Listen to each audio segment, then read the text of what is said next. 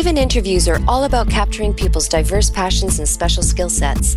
Bob Garlick and Andrew McGivern chat with local and international specialists to find out what they do and why they do it. Hey everybody, it's Bob here again. I have my salubrious host, salubrious, I shouldn't use that word, that doesn't fit for Andrew. My cool as a cucumber host, Andrew McGivern. Andrew, I think we've got a repeat guest on the show again. We do. We always How do you spell salubrious? I got to look it up. I went to Catholic boys' school. I'm not sure I know that one. S-E-L-U... Oh, Brios. he's health-giving, healthy. Yeah. It's salubrious weather. Nice. Pleasant, not run down. Andrew, you, sir, are not run down. Take that as a compliment. All right, so that was the voice of Steve Dotto, Canadian technology expert, keynote speaker on technology. I prefer Canadian technology legend if we have to go down that path. The legends of Canadian... Small C celebrity. So I'm looking at your website here, and you've got a lot of clients that have hired you to do speaking, like big name marquee brands. Oh yeah, I love the speaking stuff. That's kept me going for a long time. You know, I have a performance background. Believe it or not, before I started doing my own TV show, way back in the day, I got cast by Second City as a performer, as an actor, but I wasn't very good. And I was in a cast with Ryan Stiles, the guy from the Drew Carey Show. Hilarious. And Pat McKenna, who is the nephew on the Red Green Show. And these two guys are genuinely funny, and I'm just sort of funny, mostly funny. And I got fired from that cast. But live stage and live performance is still my passion. I still do theater around town here in Vancouver. I still do the odd play and the odd musical. So standing in front of an audience to me is that's the buzz that I love. And so I get a lot of that opportunity out of when I get to speak. And the thing about technology is I don't really love technology, but I'm really passionate about the impact technology has on us as a society, how it's changing us, and the effect that it's having that we often don't look at. So when I get a chance to speak, to keynote a conference and to kind of get them kicked off and have people look at technology in an entirely different way, I look at that as a tremendous opportunity and a real responsibility to deliver a real solid and profound message. So yeah, I love the speaking side. So when you're talking a profound message, what are you talking about? You're talking about how people are delusional about technology, or what? The message that I'm giving lately and talking a lot about is to our generations, the baby boomers, and we dealing with change and what social media means, its impact it's having on us, and how we can't ignore it. You know, they call it, they break the generations down, Gen X, Gen Y, into those categories. But lately they've been breaking us down more into the digital immigrants and digital natives. That's the term you hear an awful lot, right? We're the digital immigrants because we came to technology later in life. But I think that does us all a disservice because technology is having such a profound impact on the world we live in. You know, I didn't wait. My grandmother, my Italian grandmother, she and my grandfather immigrated in 1920 to Canada from Italy. They chose to come. They knew that they were going to be strangers in a strange land. They knew they were going to have to learn a new language, a new culture, a new currency.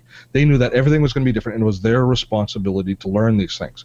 I don't recall waking up one morning and saying, Bob, I'd like to live in a world where change is relentless and constant. I'd like to live in a world where a phone costs $700 and is obsolete tomorrow. I would like to live in a world where things change so rapidly and so fast that everything I knew yesterday is obsolete tomorrow, where kids know more about the most important technology than I do, where I feel insecure. At 54, I feel insecure setting up a Facebook profile because I think people might be laughing at me when I make a mistake. That's the world I want to live in. No. Yeah. See, we're not digital immigrants. Not at all. We are digital refugees. Oh, nice. The world has changed around us without us saying we wanted it to happen. We didn't buy in on it. Now, it doesn't change our responsibility. See, the thing about the internet, the message that I love giving to these people and wake-up call that I love to give is the internet is a place. It's not a thing. It's a place. It's part of our society. And you dragging your heels, you rejecting it, the only one you hurt is you and the ones you love, because it means that you're going to very quickly become irrelevant in this world because you're not going to understand the world. You're going to be that special needs grandpa or that special needs mom that doesn't really understand it. The kids smile about it and say, my mom doesn't understand texting, so we don't talk to her about these things. Is that what any of us want to be?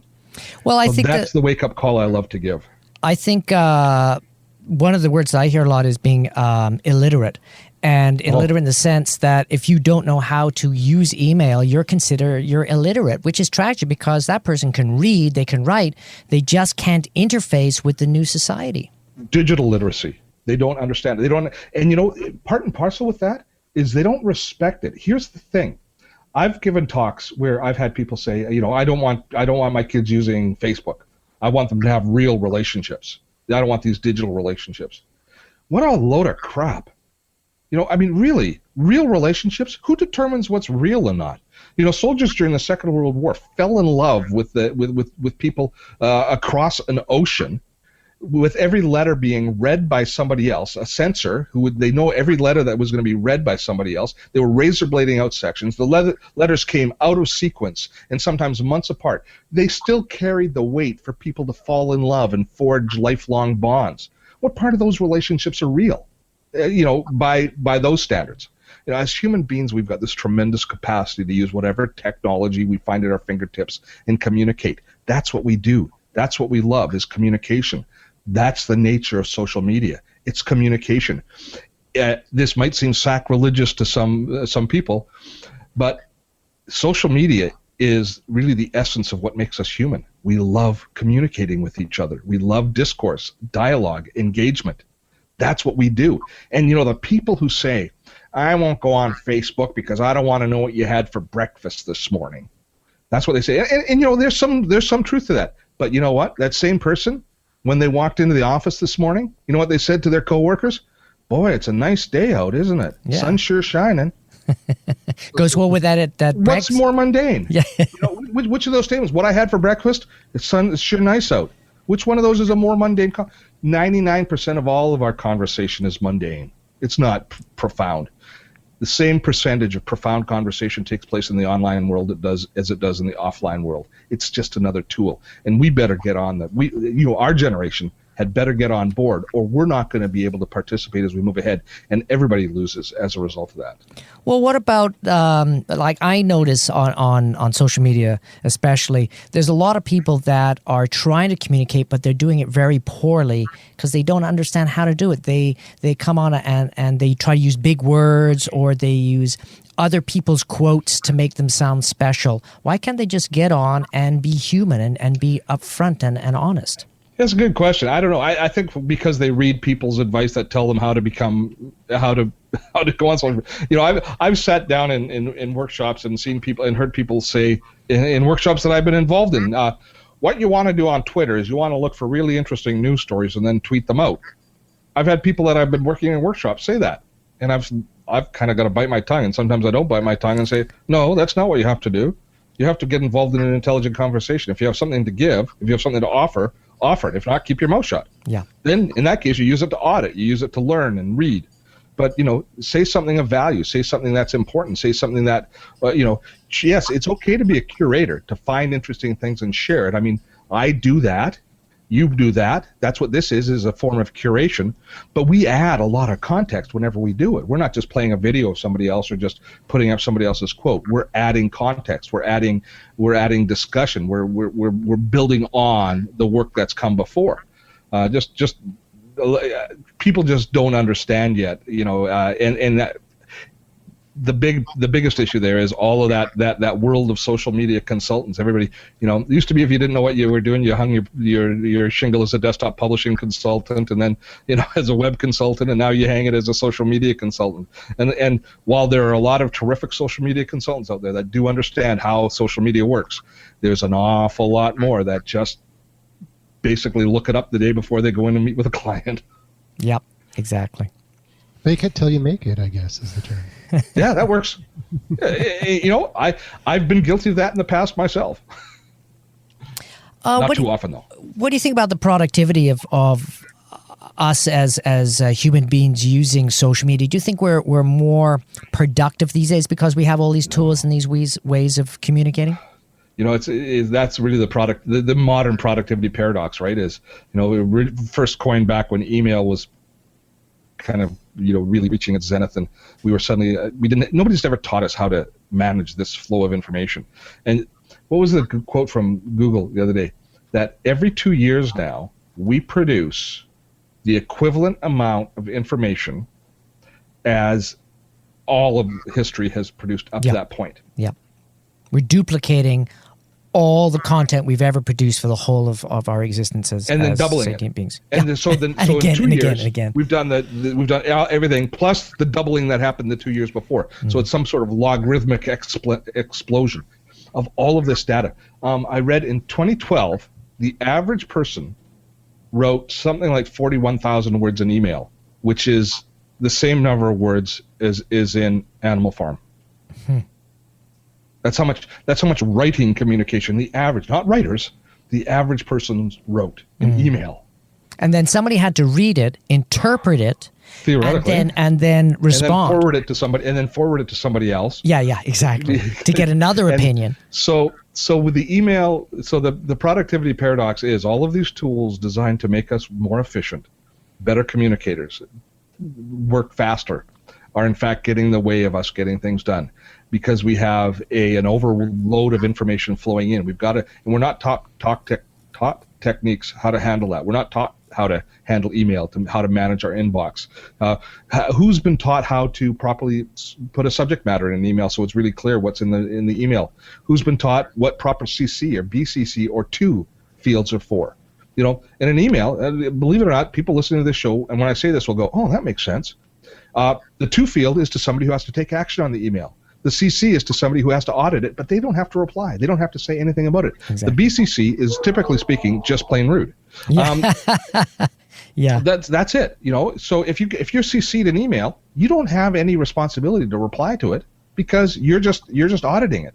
But if it's to you, you have a responsibility to reply to it. It's your job. So a lot of people go, oh, I never thought about that. Yeah, right. Because we've never been taught it. Yeah, we aren't taught. So now, when we start with the email, but then we have the web, and then we have Twitter, and then we have Facebook status updates, and then we have LinkedIn, and now we have Instagram, and we've got this river of information flowing into our screen.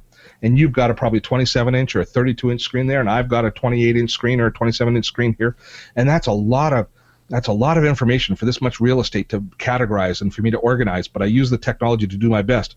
But that's not good enough for us anymore. No. We've now got to send that information onto a screen that is this big, right? Oh, even if you're like Andrew and you have 3 of them, but we're sending that same flow of information. We expect to do the same things on this screen. So how can we ever expect to be as productive as we used to be, get as much done? Not only that, while you're processing all that information on the little screen, you're listening to a podcast. The distracted nature. Oh, yeah. And that's the thing about concentration is I've been doing a lot of work on productivity. I've been doing a series of workshops on productivity that I've delivered in the Vancouver and in the Lower Mainland area, and now I'm building them into an online course. That's my kind of newest business venture, is building online courses around productivity. So it turns out that we've all been in that zone when we're concentrating on a task and we're getting so much done. We're just moving ahead and it's effortless. We have clarity of thought, we have purpose, and we're just able to produce far more work than we ever thought we could in a very short period of time. It turns out that that's not one of those magic moments in our life. That's something that we can recreate over and over again, because there's momentum to concentration, and concentration equals productivity. So every minute we spend focused on a task, we end up applying that much more of our resources, of our faculties to that task, to the point where we're supercharged on the task and we're like in 5th gear, cruising down the highway, getting stuff done.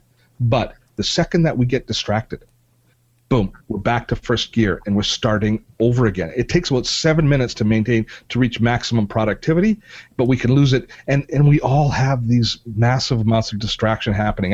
You've got the Google alerts appearing in your window. And when you're on a task that you don't really want to work on, when you're doing your accounting and all of a sudden you see a tweet about you, I'm like a freaking magpie. I'm going, oh, somebody's talking about me. I want to see what they're saying, right? So it's very easy to lose that concentration. So there are some techniques that people follow. There's a tool called the Pomodoro technique, which is ridiculous. It's allowing a tomato to rule your life. But it's a timer that you basically break the day into 25-minute increments where you eliminate distraction, focus on a task for 25 minutes, then give yourself a refresh break, then 25 minutes. So it's like interval training for your mind. So is that, those things work. Is that the one that shuts off everything on your computer except for what you're doing? Well, there are tools that'll do it. Just like, the getting things done, the GTD philosophy, the Dave Allen thing. There are tools that you can install that support that kind of technique. The Pomodoro technique overall, I don't think it'll actually eliminate stuff on your computer, but a lot of people will do that. They will choose that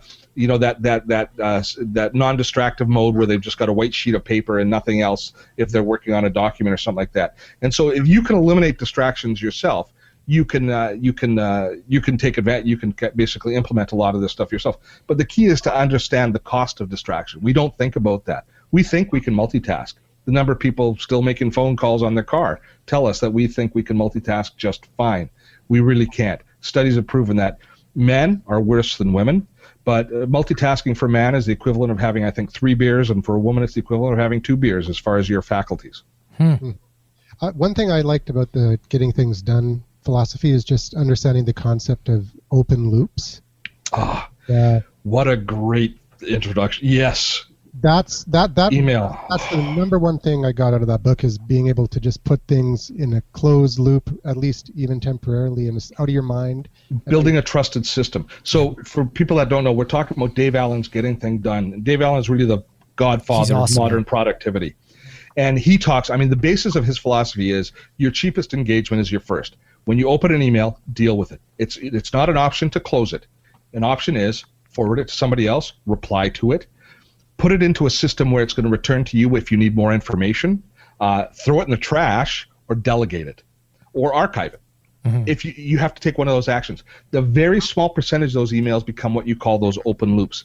And the cost of open loops in our life, that email that is important, you've read, you know about, you've closed, and it now sits in your inbox. Now what happens with people is they leave that email in their inbox, and it slowly migrates its way south to the fold, right? And every time they look at their email, and the average North American knowledge worker checks their email, are you sitting down? Yes, you are, 40 times a day. Yep. 40.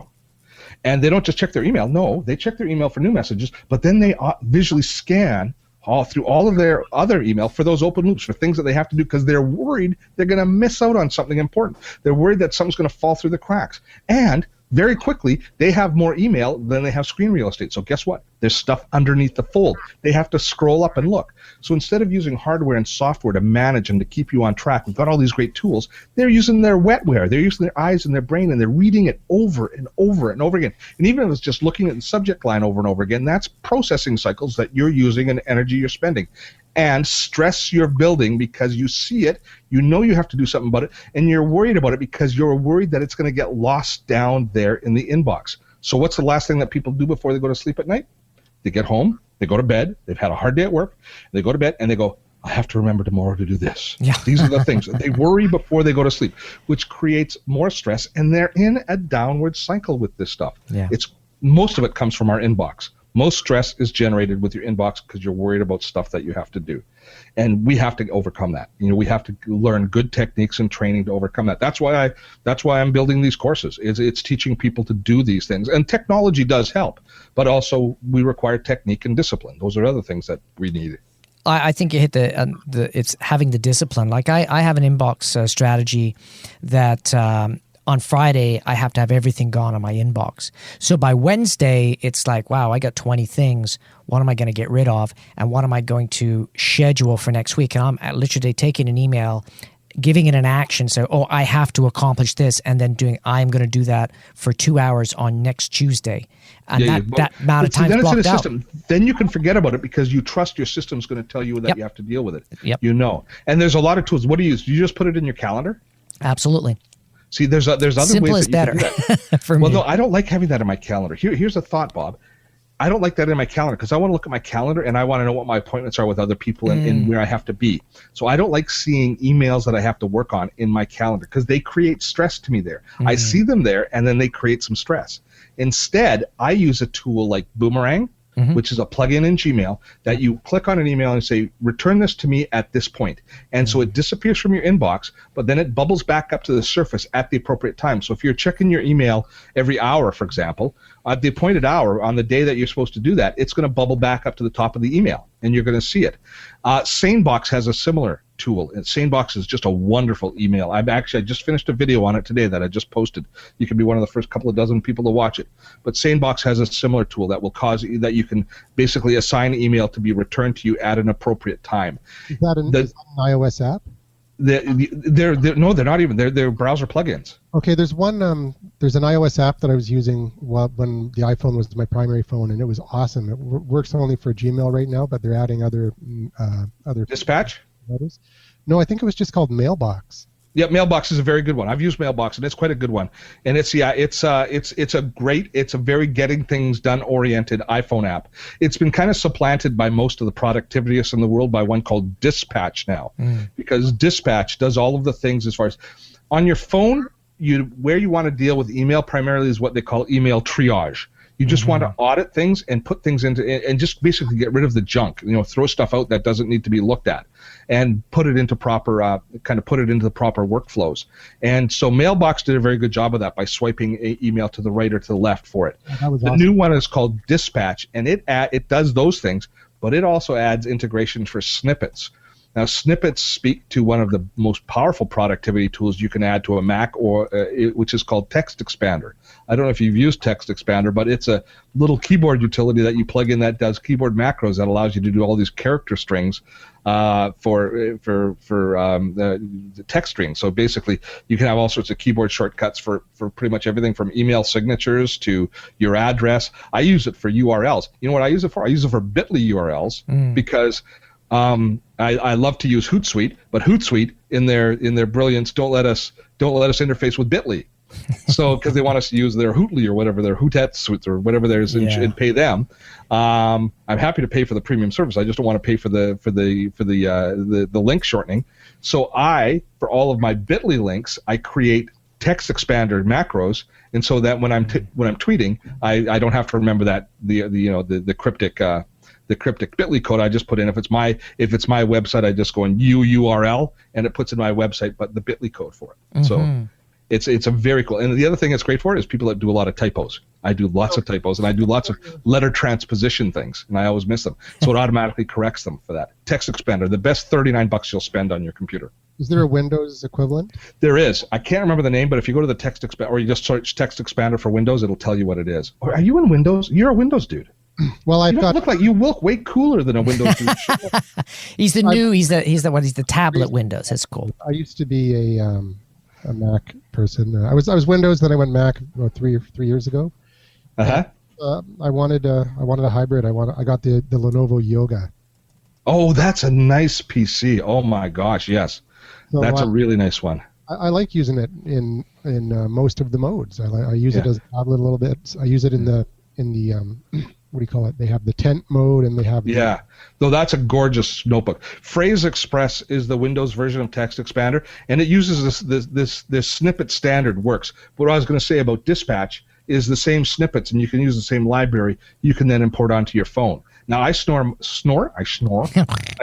snippets in Dropbox, so my desktop and my notebook have access to the same library of snippets. So regardless of what keyboard I'm on, I have access to the same snippet library. Well, you must be a big fan of Evernote then. Love it. I heart Evernote. So that's why you like the Z10, because it's got Evernote integration? No, it's the Evernote integration. The Z10 sucks. Oh, did I say that out loud? It's way too limiting. And that's one of the problems with the Z10 is the Evernote they dumbed it down. Sucks. Yeah. Evernote Evernote is the evolution of organization. That's awesome. And we're starting to see it in other areas. Now, to be fair, OneNote in Windows is Evernote's equal in almost every way. It's a phenomenal app. And if I was in Windows, I would happily live in OneNote. And that's one of the only things I miss from my Windows days is OneNote. I loved using OneNote, even back in the Windows XP days. Well, what makes it better? Well, the thing that Evernote that we need to understand about Evernote is it's changing our organizational metaphor from a physical file structure visual metaphor to a tag-based metaphor, and we're starting to see this manifest itself with Apple with operating systems. So here's how Evernote basically works.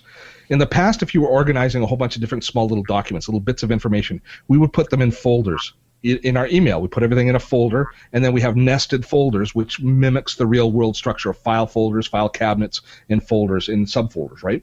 So we'd have a visual organization or alphabetical that we could see, and if we couldn't search for something, we could manually navigate our way through just by knowing our folder structure, right? Yeah. That was our organizational metaphor for the computers up until now. Now it changes because of tags, and Google and Evernote and people like Apple, they get this. So instead of now organizing all of your bits of information into little nested folders, you add tags, logical tags, and use search. And you go through, and when you're looking for something, you just type in the tag, and then it filters down and brings up the documents to the top. It's like having a Harry Potter magic wand, throwing all of your documents, everything into a big-ass box, and then instead of looking through it for all of the receipts from your trip to Toronto, you just type in Toronto trip receipts, because you've tagged all of those little documents in Evernote as you've done it. You wave your wand over, and all of those magically rise to the top. You deal with them as you need to, and then you drop them, they settle back down, and then you use more tags to call things up a little bit later.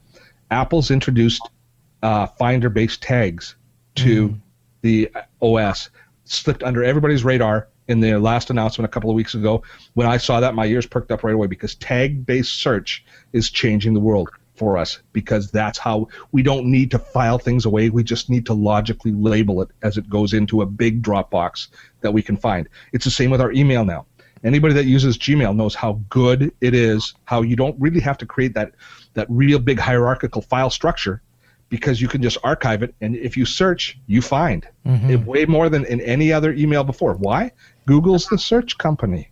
They get search. Well, so that's the new that's kind of the new paradigm that we're going to start getting our head around. That's why I like Evernote. It's at the heart of that entire paradigm. Yeah, for me, I really started getting excited about tags when I got into WordPress, because I realized when I put in a story, I could add 3 or 4 tags, and then people could find my content based on those tags, or I could look for stories a year and a half later and be able to actually find the story. Oh, here's the 7 stories with that tag. Oh, that's the one. And I had no idea what I put in it. And now when I look for stuff on my computer, it's like I don't look for the name of it. I try and remember some of the words that I used or a phrase, and I search for a phrase, because the search looks inside the documents now. That's crazy. Yeah. And the tags are outside the documents. They're really fast to find. You know what I do when I'm sitting on a plane now? I used to do email. I used to clean up my email inbox. You know what I do when I'm on a plane now? I open Evernote and I clean up my tags. I look at my tags. I look because Evernote gives you a tag count. If you go in and I can say, oh, I only have one tag, one document that has this tag on it. So I look at that document. I say, well, it'd be more effectively tagged with these other tags. Right? And so I just basically I spend 2 or 3 hours of maintenance on it on the way to Toronto or on the way back, and it's easy work, it's light lifting, but it's just because I'm just maintaining my Evernote, because I've committed an awful lot of my knowledge base into Evernote.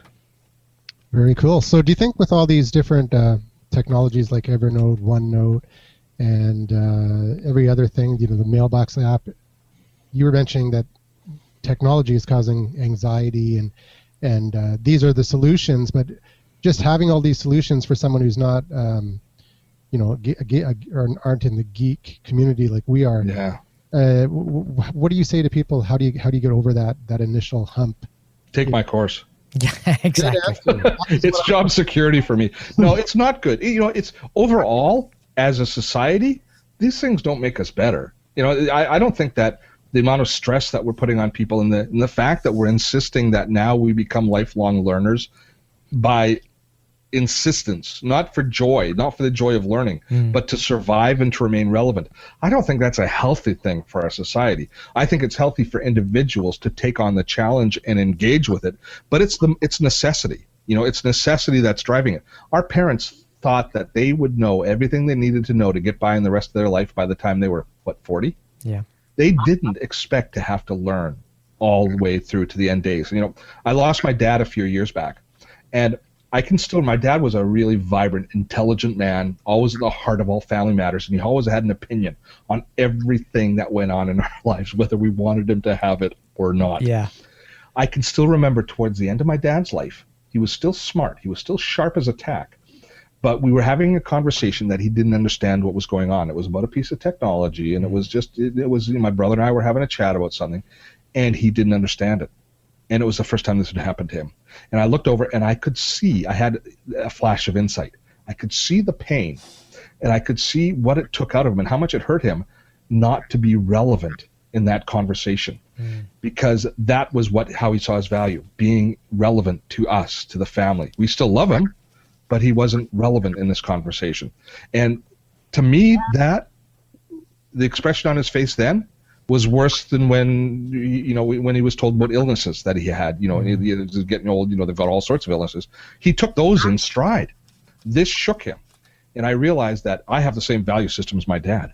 I want to be relevant to my last breath, and the only way I can be relevant is I have to stay not on top of technology, but I have to stay engaged. I can't let myself fall too far behind. I have to understand enough about what's going on in order to remain in the conversation. And the good news is nobody can stay on top of everything. Yeah. We've had a conversation here over the last couple of shows between you guys.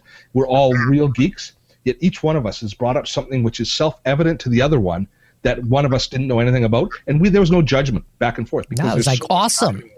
Yeah, it's impossible for us. We understand that. We respect that. Adults, and especially older generations, don't understand that they don't need to know everything. A 65 or a 75 or an 85-year-old man who's built his family's future and taken care of them and sheltered them for all the years of his life. He lived his life thinking that he was the shield that protected his family from the world. He understood better than everybody else, and he was the filter that everything flowed through. It's very difficult for them to accept a diminished role and understand that a diminished role doesn't diminish them, that nobody can maintain that. That's a very difficult chasm for these gentlemen and these women to cross.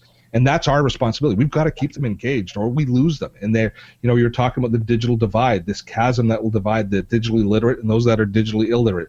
We can't have that because we lose too many people. We just marginalize too many people if that happens. That's one of my passions when I speak is attacking people, and not attacking them, but challenging them to step up to the plate and take on this challenge that technology represents in our society.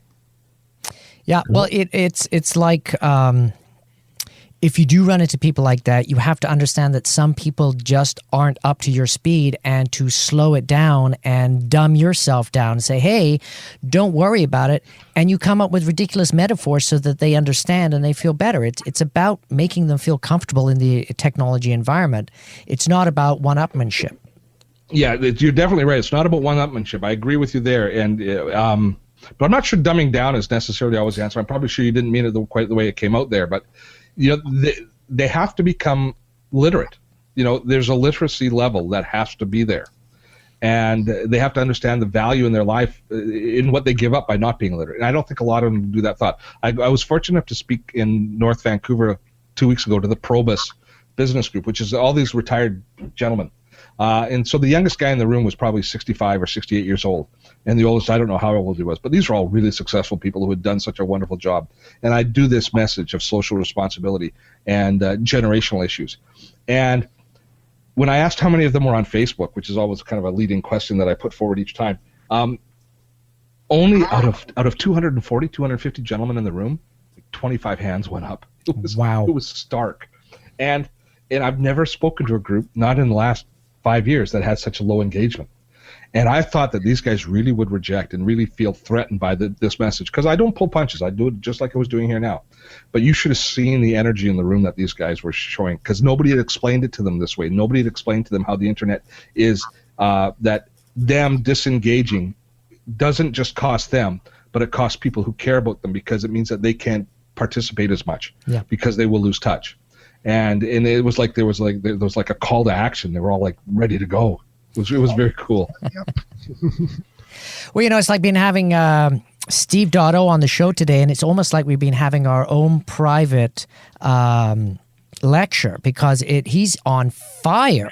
He's absolutely on fire. It's awesome stuff. I'm cooking. Someone's turned down the heat. Well, it is hot today. Andrew, before we run away, do you have one last question for Steve? Yeah, like in terms of we talked about software and things like that, but what about devices? Devices and computers and PCs.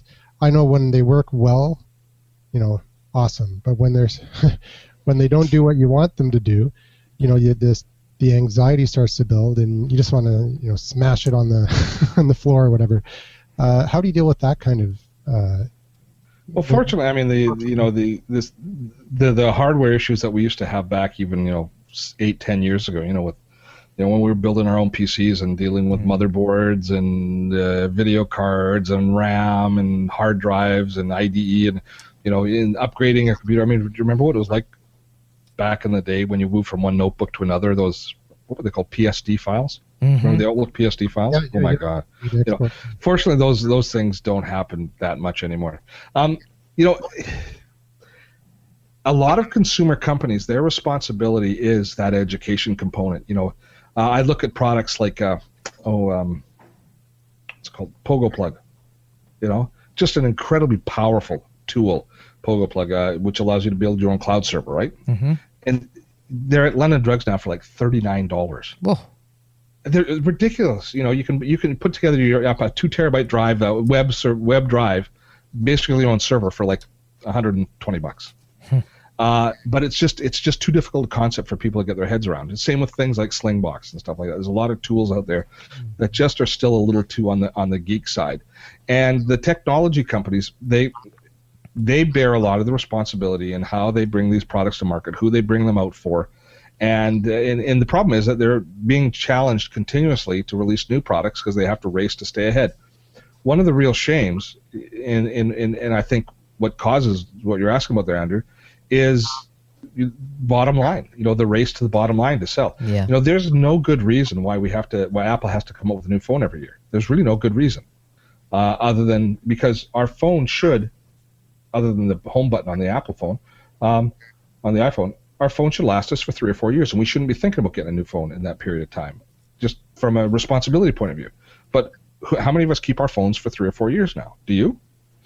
Well, I try and be responsible with my pocketbook as well. But I will buy the most advanced phone that's out there when I buy my phone, and I'll sit on it for 3 years, sure. And what I'll do is I'll downgrade it to the rest of the family. So my wife's got my old Samsung X, and my kids have got the BlackBerries that I was playing with 4 or 5 years ago. So yeah, and that's a good way to do things. Other than your poor kids probably they hate my guts. Yes. Yeah, Dad, I want to go get a job. Everybody's laughing at me with this BlackBerry. It's got a roller ball in it, Dad. It's got a roller ball. Who's got a roller ball?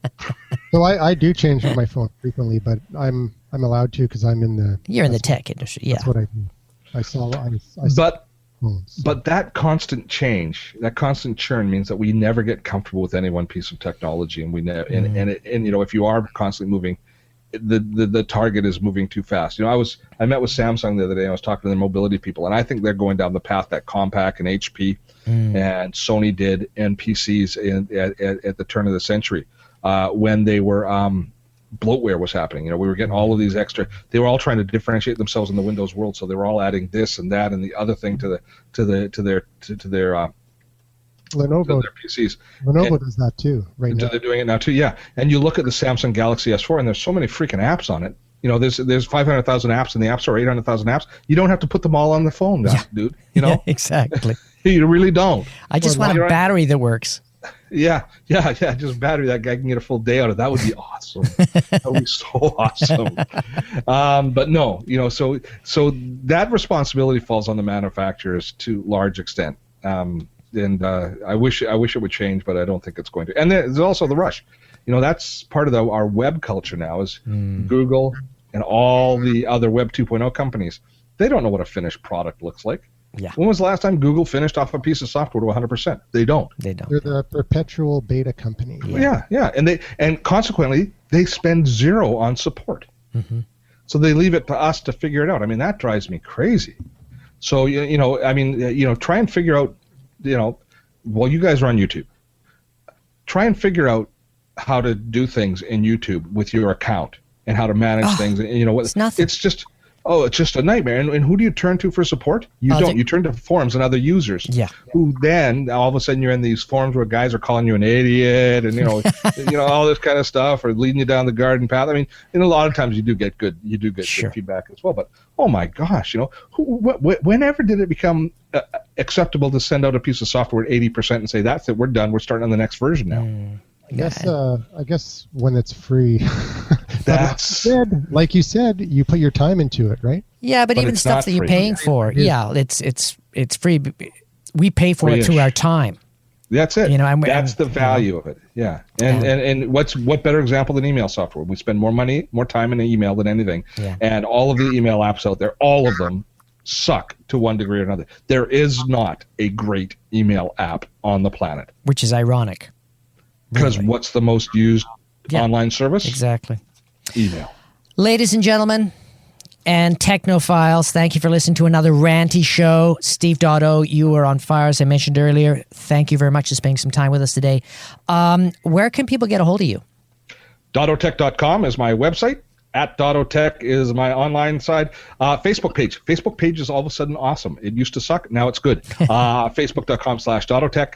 So any of those places, I have a mail form if people want to contact me on the website that actually comes into my inbox, and I actually read all the email, and I actually reply to most of it if you're not an idiot. So there we go. Awesome.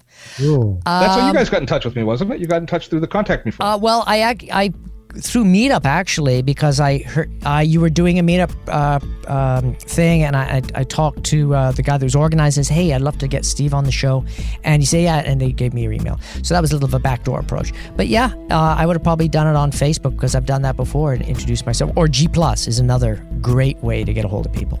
I don't spend as much time on G+. I'm just getting into it. A lot on LinkedIn, though. LinkedIn, too. Say hi to me on LinkedIn. Yeah, LinkedIn is awesome. I think they're in a tipping point right now because everybody I'm talking to is like LinkedIn this and LinkedIn that. So, flavor of the month. The pricing structure. They're charging too much for their premium services. They've got to readjust. Pricey. Readjust, boys. Listen, are you listening, LinkedIn? Readjust.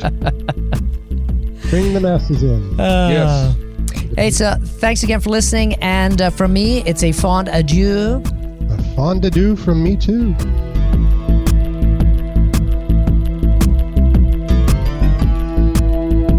We hope you enjoyed the show, and I'm sure you will love our next guest. But until then, visit the website at maveninterviews.com for more information and links to iTunes, Twitter, and other social media platforms. If you would like to leave a message, please call 1-877-636-1474. You never know, it might be you featured on the show.